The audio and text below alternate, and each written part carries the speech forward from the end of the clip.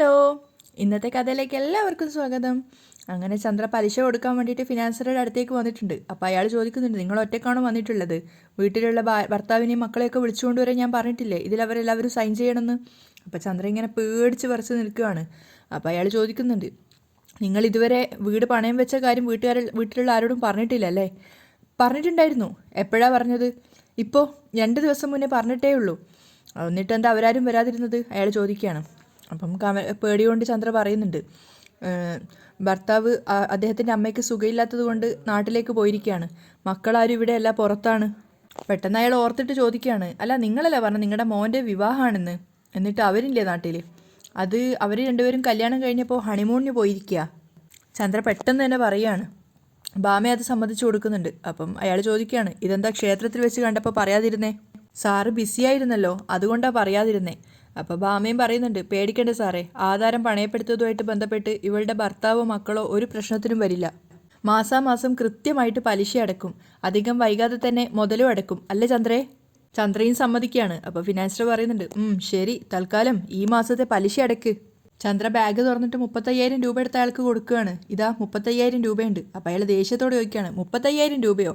പലിശ മാത്രം തന്നെ ഏകദേശം 1 ലക്ഷം രൂപയ്ക്ക് അടുത്ത് വരും. ഇത് നേരാൻ വേണ്ട അതിൻ്റെ പകുതി പോലും ഇല്ലല്ലോ. ആദ്യത്തെ മാസം തന്നെ ഇങ്ങനെയായാ ഇനിയിപ്പോൾ അങ്ങോട്ടേക്ക് പോകുമ്പോൾ എന്തായിരിക്കും സ്ഥിതി? അയാൾ ദേഷ്യത്തോട് ചോദിക്കുകയാണ്. അപ്പോൾ ചന്ദ്ര പരിഭ്രമത്തോടെ പറയുന്നുണ്ട്, അതിപ്പോൾ മകൻ്റെ കല്യാണം കയ്യിലുണ്ടായിരുന്നത് മുഴുവൻ ചിലവായി, അതാ. അപ്പോൾ അയാൾ പറയുന്നുണ്ട്, ഒഴിവ് കഴിവുകളൊന്നും എനിക്ക് കേൾക്കണ്ട. 3 ദിവസത്തിനകം പണം അടച്ച് ആധാരം തിരികെ എടുക്കണം, ഇല്ലെങ്കിൽ എന്ത് സംഭവിക്കുന്നു ബാമ പറഞ്ഞു തരും. അത് കേട്ടിട്ട് പേടിയോടെ ചന്ദ്ര പറയുന്നുണ്ട്, അയ്യോ പലിശ ഞാൻ തരാം, ദാ ഈ വളകൾ വിറ്റിട്ട് ഇപ്പം തന്നെ പലിശ കൊണ്ടുവന്ന് അടയ്ക്കാം. അപ്പോൾ അയാളത് നോക്കിയിട്ട് പറയാണ്, എങ്കിൽ പിന്നെ പുറത്ത് കൊണ്ടുപോകേണ്ട ആവശ്യമില്ല, പുറത്തുനിന്ന് തരുന്ന പൈസ എത്രയാണോ അത് തന്നെ ഞാനും തരാം, വള ഇങ്ങോട്ട് തന്നേക്ക്. അപ്പം മടിച്ച് ചന്ദ്ര അയാൾക്ക് തന്നെ വള കൊടുക്കുകയാണ്. ഒറിജിനൽ ആണല്ലോ അല്ലേ? അതെ, തൽക്കാലം ഇവിടെ നിൽക്കട്ടെ, ഇടപാടുകൾ കൃത്യമായിട്ട് നടക്കുകയാണെങ്കിൽ തിരിച്ചു തരാം, ബാക്കി ആ പണം കൂടി ഇങ്ങ് തന്നേക്ക് എന്ന് പറഞ്ഞിട്ട് ചന്ദ്ര കൊണ്ടുവന്ന പണം കൂടി അയാൾ വാങ്ങിക്കുകയാണ്. അപ്പോൾ ചന്ദ്ര പേടിയോടെ പറയുന്നുണ്ട്, ഞാൻ ആധാരം എത്രയും പെട്ടെന്ന് തിരികെ എടുത്തോളാം. അങ്ങനെ ചെയ്യേ, ഇല്ലെങ്കിൽ വീടും സ്ഥലവും എൻ്റെ പേരിലിരിക്കും, അയാളും തിരിച്ചു പറയാണ്. അങ്ങനെ രണ്ടുപേരും എണീറ്റ് പുറത്തേക്ക് വരികയാണ്. അപ്പം ബാമ ചന്ദ്രയോട് പറയുന്നുണ്ട്, രേവതി വന്നു കയറിയതിന് ശേഷം അവളുടെ രാശി കൊണ്ട് പണം കയ്യിൽ നിൽക്കില്ല എന്ന് പറഞ്ഞു വന്നവളാ നീ. ഇപ്പം ദേ 2ാമത്തെ മരുമകളും കയറി വന്നതേ ഉള്ളൂ, അപ്പം തന്നെ കൈ കിടന്ന വളയും പോയി. എന്താ ഒന്നും മിണ്ടാത്തേ? അപ്പോൾ ചന്ദ്ര വിഷമത്തോടെ കൈകളിലേക്ക് നോക്കുകയാണ്. വള പോയ കൈ കാണുമ്പോൾ സങ്കടമാവുകയാണ് അവർക്ക്. അപ്പം ബാമ പറഞ്ഞു കൊടുക്കുന്നുണ്ട്, ഇനിയെങ്കിലും രേവതിയെ കുറ്റപ്പെടുത്തുന്നതൊന്നും നിർത്ത്. ഇങ്ങനൊരു മനുഷ്യനല്ല ബാമേ, എൻ്റെ വളയൊക്കെ പിടിച്ചു വാങ്ങിയത് കണ്ടില്ലേ? എൻ്റെ വീട് സ്ഥലവും വിഴുങ്ങോ? എനിക്ക് പേടിയാവുന്നു ബാമേ. എന്നിട്ട് അയാൾക്ക് നേരെ തിരിഞ്ഞുകൊണ്ട് പറയാണ്, നശിച്ചു പോവത്തേ ഉള്ളൂ ദുഷ്ടൻ. എൻ്റെ ചന്ദ്രേ, ദിവസവും ഇങ്ങനെ എത്ര പേരാ ഇയാളെ ശപിക്കുന്നത്, പക്ഷേ അയാൾക്കൊന്നും സംഭവിക്കത്തില്ല. നീ ശ്രുതിയോട് പറഞ്ഞ് എത്രയും പെട്ടെന്ന് ആധാരം തിരിച്ചെടുക്കാനുള്ള വഴി നോക്ക്. അപ്പോൾ പെട്ടെന്ന് തന്നെ ചന്ദ്ര കൈ കയറി പിടിച്ചിട്ട് ബാമയോട് പറയുന്നുണ്ട്, ബാമേ അതുപോലുള്ള 2 മുക്ക് വളകൾ വാങ്ങിച്ച് കയ്യിലിടണം, വള കണ്ടില്ലെങ്കിൽ രവിയേട്ടന് സംശയം വരും. അത് കഴിഞ്ഞൊരു ഓർമ്മയിലെന്നോണം പുഞ്ചിരിച്ചുകൊണ്ട് പറയാണ്, എന്തായാലും ശ്രുതിയുടെ അച്ഛൻ്റെ കാശ് മലേഷ്യയിൽ നിന്ന് വരുമല്ലോ, അത് കഴിഞ്ഞാൽ ഞാൻ എൻ്റെ 2 കൈകളിലും വളയിട്ടിട്ട് ഇയാളുടെ മുമ്പിൽ കയ്യും കെട്ടി നിൽക്കും, നീ കണ്ടോടെ സാറേ എന്നൊക്കെ പറഞ്ഞ് കയ്യും കെട്ടി ചന്ദ്ര അഭിമാനത്തോടെ പോലെ നിൽക്കുകയാണ്. ചന്ദ്രയുടെ വട്ട് കാണുമ്പോൾ ബാമ പറയുന്നുണ്ട്, ചന്ദ്ര നീ ഇങ്ങോട്ട് വന്നേ. ശ്രീയുടെ കൂടെ ബൈക്കിലായിട്ടാണ് സച്ചി പോലീസ് സ്റ്റേഷനിലേക്ക് വരുന്നത്. പിറകിൽ കാറിൽ മഹേഷും ഉണ്ട്. അപ്പം സച്ചി വണ്ടി നിർത്തിയപ്പോൾ തന്നെ പെട്ടെന്ന് കയറി വേഗം അകത്തേക്ക് പോകണം. അപ്പോൾ പിന്നാലെ തന്നെ വിളിച്ചിട്ട് ശ്രീ പോയിട്ട് പറയുന്നുണ്ട്, സച്ചിയേട്ടാ പ്രശ്നമൊന്നും ഉണ്ടാക്കരുത്. അപ്പോൾ സച്ചി പറയാണ്, പ്രശ്നം ഉണ്ടാക്കാനല്ല പരാതി കൊടുക്കാനാണ് വന്നേ, നീ വിട്ടേ എന്ന് പറഞ്ഞുകൊണ്ട് നേരെ എസ് ഐയുടെ അടുത്തേക്ക് പോവാണ്. സാർ, എസ് ഐ സാറ് എന്ന് പറഞ്ഞ് കോൺസ്റ്റബിളിനോട് ചോദിക്കുമ്പോഴേക്കും എസ് ഐ പറയാണ്, ഞാനിവിടെ ഉണ്ടടാ, നീ ആരോട് ചോദിച്ചിട്ട് അകത്തേക്ക് കയറിയത്? ഇത് നിൻ്റെ തറവാട് വീടാണോ? അപ്പോഴേക്കും മറ്റേ പോലീസുകാരനും വന്നിട്ട് ചോദിക്കുന്നുണ്ട്, നീ ആ കാറിൽ കഞ്ചാവ് കേസ് കടത്തിയ പ്രതിയല്ലേ, നീ എന്തിനിപ്പോൾ ഇങ്ങോട്ടേക്ക് വന്നേ?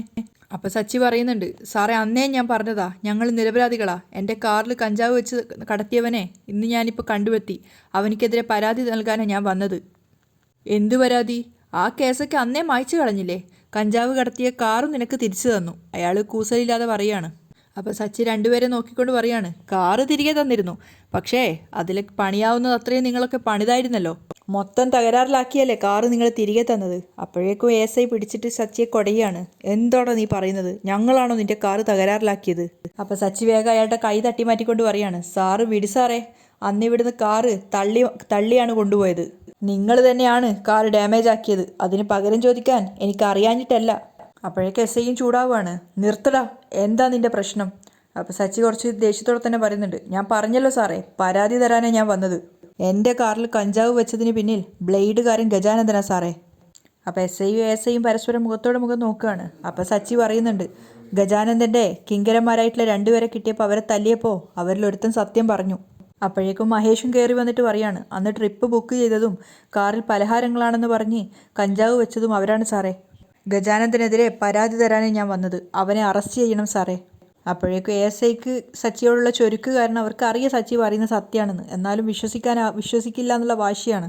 എന്നിട്ട് അയാൾ ദേഷ്യത്തോടെ തട്ടിക്കയറുകയാണ്. എന്താടാ നീ പറഞ്ഞെന്ന് കരുതി നീ ഓർഡർ ഇടുകയാണോ ഞങ്ങളോട് പോയിട്ട് അവനെ പിടിക്കാൻ? അപ്പം സച്ചി പരിഹാസത്തോടെ പറയുന്നുണ്ട്, നിങ്ങൾ അറസ്റ്റ് ചെയ്യില്ലെന്ന് അറിയാം സാറേ. എൻ്റെ കാറ് വർക്ക്ഷോപ്പിൽ കിടക്കാൻ കാരണം നിങ്ങളാ. അന്നെൻ്റെ കയ്യിൽ നിന്ന് കിട്ടിയതിന് പ്രതികാരം ചെയ്തതല്ലേ. പക ഇപ്പോഴും മനസ്സിൽ കാണുമല്ലോ സാറേ. അതുകൊണ്ട് നിങ്ങൾ എന്നെ സഹായിക്കില്ല. ഞാൻ നിങ്ങളോടല്ല പറഞ്ഞത്, സാറിനോടാ. അപ്പം സച്ചി അയാളോട് തട്ടിക്കയറുകയാണ്. അയാൾ ഡോ എന്നൊക്കെ വിളിക്കുമ്പോൾ സച്ചി പറയുന്നുണ്ട്, നിങ്ങളോട് കളിക്കാൻ എനിക്ക് സമയമില്ല, ഒന്ന് ചുമ്മാതിരിക്കും സാറേ. അതിനുശേഷം സച്ചി വീണ്ടും ഐയോട് പറയാണ്, സാറേ എന്നെ ചതിച്ചത് അവനാ സാറേ, അവനെ അറസ്റ്റ് ചെയ്യണം സാറേ, തക്കതായ ശിക്ഷയും വാങ്ങിക്കൊടുക്കണം. അപ്പം ഐ ചോദിക്കുന്നുണ്ട്, ഗജാനന്ദനാണ് ഇതിന് പിന്നിലെന്ന് എന്താ തെളിവ്, സാക്ഷിയുണ്ടോ? അയാൾ ചോദിക്കുമ്പോൾ സച്ചി ആകെ കുഴയാണ്. സാർ വണ്ടിയിൽ കഞ്ചാവ് വെച്ചവൻ തന്നെയാണ് അവൻ്റെ പേര് പറഞ്ഞത്. എങ്കിൽ നീ ചെന്ന് അവനെ കൂട്ടിക്കൊണ്ടുവാ. അപ്പോൾ സച്ചി പറയുന്നുണ്ട്, അവനിപ്പോൾ എവിടെയാണെന്ന് അറിയില്ല സാറേ. അപ്പോൾ അവർ രണ്ടുപേരും പരസ്പരം മുഖത്തോട് മുഖം നോക്കുകയാണ് പോലീസുകാർ. അപ്പോൾ ശ്രീയും പറയുന്നുണ്ട്, സാർ അവനെ കൂട്ടിക്കൊണ്ട് വന്നിട്ട് കാര്യമില്ല സാറേ, സാറിൻ്റെ മുന്നിലെത്തി അവൻ സത്യം പറഞ്ഞത് വരില്ല, കാരണം അവൻ ഗജാനന്ദൻ്റെ ആളാ. അപ്പോൾ സച്ചി ഐയോട് പറയാണ്, ഗജാനന്ദനെ ഇടിച്ച് പരിവാക്കി ഇവിടേക്ക് എടുത്തുകൊണ്ട് വരാനായിരുന്നു എൻ്റെ പ്ലാൻ. അവൻ എൻ്റെ കയ്യിൽ നിന്ന് രക്ഷപ്പെട്ട് കളഞ്ഞു. അപ്പോൾ ഐയോട് പറയാണ്, കേട്ടല്ലോ സാറേ, അവനെയൊക്കെ ഇടിച്ചിട്ടിട്ട് ഇവൻ വന്ന് നിൽക്കുന്നേ, നിനക്കിത് തന്നെയാണോടാ ജോലി? അപ്പോൾ സച്ചി അയാളോട് തട്ടിക്കയറുകയാണ്. സാറേ ആവശ്യമില്ലാതെ ഞാൻ ആരുടെ മേലും കൈവെക്കാറില്ല, അത് സാറിന് അറിയാലോ.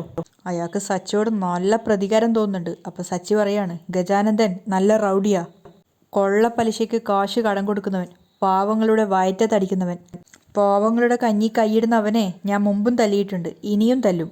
ഒരു ഐയുടെ മുഖത്ത് നോക്കിയിട്ടാണ് പറയുന്നതെങ്കിലും ഒരു കൂസലില്ലാതെയാണ് സച്ചി സംസാരിക്കുന്നത്. അതാണ് ഐയും നോക്കി നിൽക്കുന്നത്.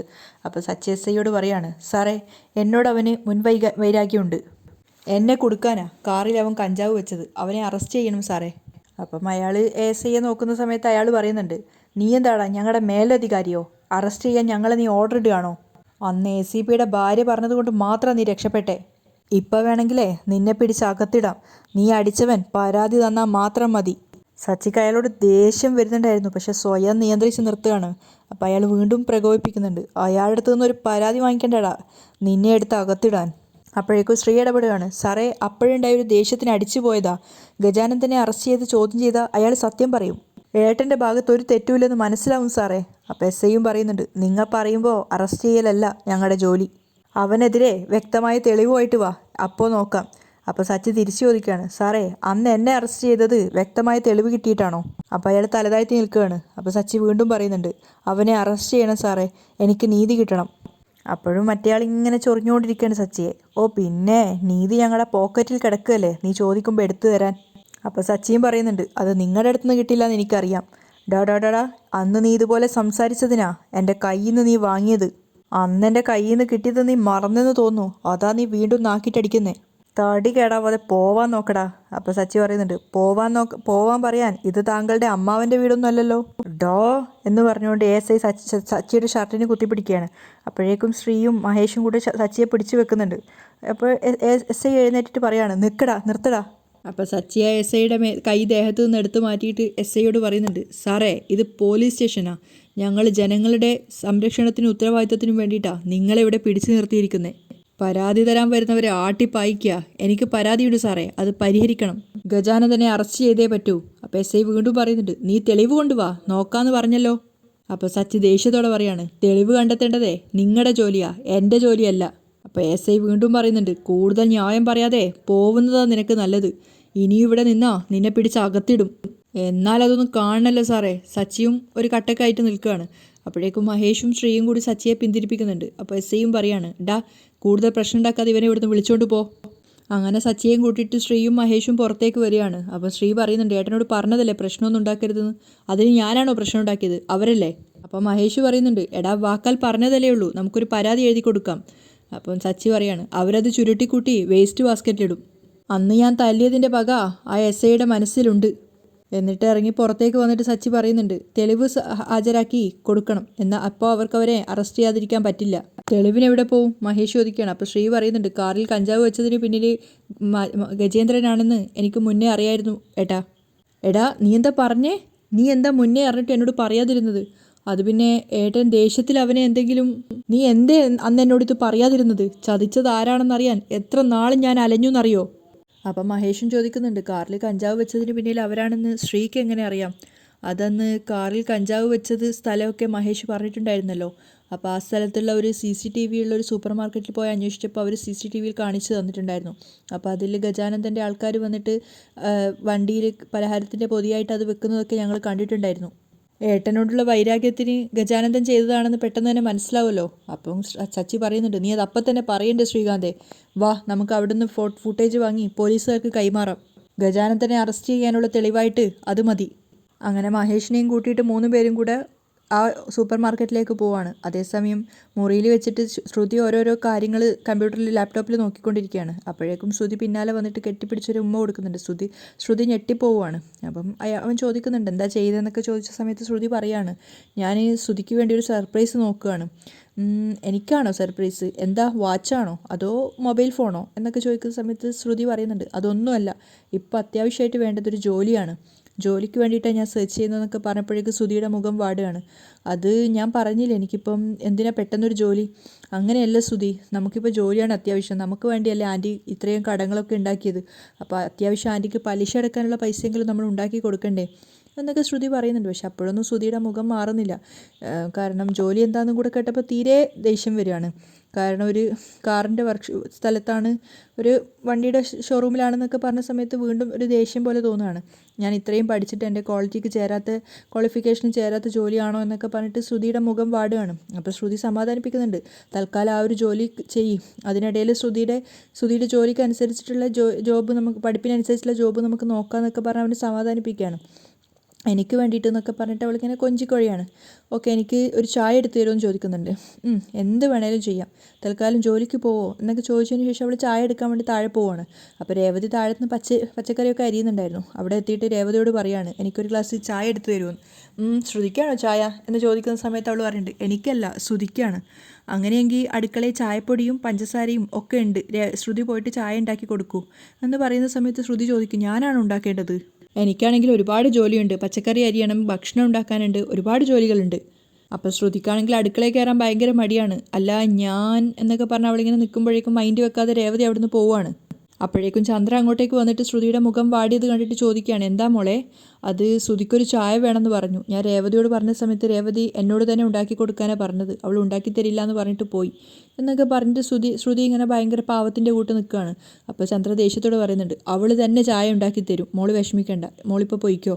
എന്നിട്ട് ശ്രുതി മുകളിലേക്ക് പോവുകയാണ്. അപ്പോൾ രേവതി വന്നപ്പോൾ ചന്ദ്ര വീണ്ടും തട്ടിക്കയറുകയാണ്. എന്ത് കണ്ടിട്ടാണ് നീ അഹങ്കാരം കാണിക്കുന്നത്? ഞാൻ എന്താ അഹങ്കാരം കാണിച്ചു എന്ന് അമ്മ പറയുന്നത്?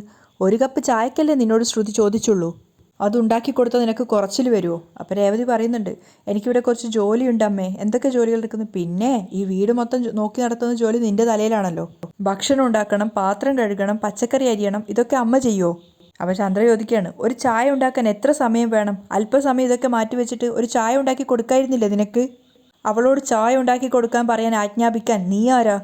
ഞാൻ അതിനെ ആജ്ഞാപിച്ചിട്ടൊന്നുമില്ല അമ്മേ, ഞാനൊരു സാധാരണ രീതിയിലാണ് പറഞ്ഞത്.